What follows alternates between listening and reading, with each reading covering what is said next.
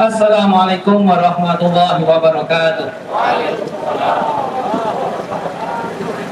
Puisi pertama. Kirim tentara ke Gaza. Mengirim dana dan doa untuk Gaza Palestina itu bagus. Tetapi mengirim tentara untuk membebaskannya pasti lebih bagus. Apa artinya dana besar bermiliar dolar masuknya ke Gaza lewat terowongan karena ada pagar, dan ketika rumah sakit telah jadi atau masjid selesai dipugar, tiba-tiba jatuh roket-roket Israel menghajar, semuanya ambyar. Dan doa tentu saja bermanfaat. Kalau tidak, dosa tidak diampuni. Setidaknya ini perintah syariat. Tapi Nabi mengancam, bila amar ma'ruf nahi mungkar tidak penuhi syarat, doa yang tidak diijabah akan selalu dekat. Maka mengirim tentara itu suatu keniscayaan.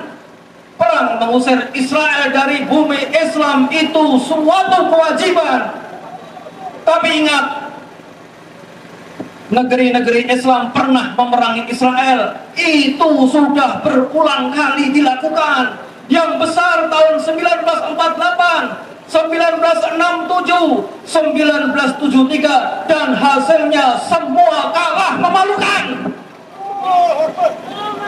Maka mari kita muhasabah, kenapa itu bisa terjadi? Itu karena Israel dibantu Amerika dengan dana, senjata, dan diplomasi. Sementara umat Islam centang berenang di 50 negeri. Seakan Palestina itu urusan Arab, lalu urusan PLO, lalu urusan Hamas saja sendiri. Itulah maka saatnya umat Islam bersatu dengan ikatan yang benar. Bukan nasionalisme, bukan Arabisme, tetapi khilafah yang tegar.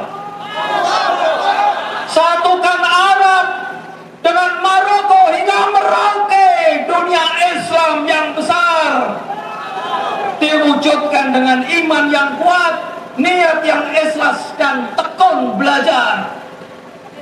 Maka kalau khilafah mempersatukan, Amerika tidak apa-apa lagi. Kalau Amerika tidak membantu, maka berakhirlah nasib negara Yahudi. Palestina akan kembali ke pangkuan Islam, warga Yahudinya jadi kafir dhimmi, dan keadilan Islam dapat mendorong mereka insya Allah suatu hari jadi mu'alaf suatu hari nanti. Puisi kedua. Peta Palestina. Apa yang seharusnya ada di dalam peta? Kondisi existing atau realita yang ada, atau kondisi planning alias cita-cita. Kini orang ribut mengapa di Google Map tidak ada Palestina. Berarti kita tahu di pihak mana Google membela. Ayo serukan boikot Google kalau bisa. Tapi siapapun yang membuat peta selalu menghadapi dilema. Apa yang harus digambar? Realita ataukah cita-cita? Pada umumnya peta topografi atau batas wilayah adalah realita. Karena itu Indonesia ada 38 provinsi, belum 58 seperti rencana. Karena itu juga belum ada MRT atau LRT di seluruh kota. Karena semua sedang dikerjakan, semoga sesuai rencana. Peta adalah fakta realita agar kita tahu di mana kita berada. Namun kadang peta berisi cita-cita untuk mengarahkan kita. Faktanya Palestina itu masa lalu yang kini tiada. Bahkan Palestina tidak pernah menjadi sebuah negara. Dulu ia adalah bagian dari khilafah adidaya dunia. yang telah runtuh sejak kalah di Perang Dunia Pertama. Kemudian jadi protektorat Inggris sampai Inggris meninggalkannya, seraya membiarkan Zionis mendirikan negara Israel di atasnya. Faktanya negara Palestina itu tidak pernah merdeka. Benar ada pemilu, ada presiden, dan ada perdana menterinya, tetapi kedaulatan, keamanan tidak pernah dimilikinya. Setiap saat tentara Israel bisa masuk dan mengacak-acaknya.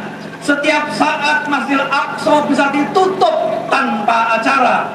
Itulah fakta negara terjajah, dan itu saudara kita.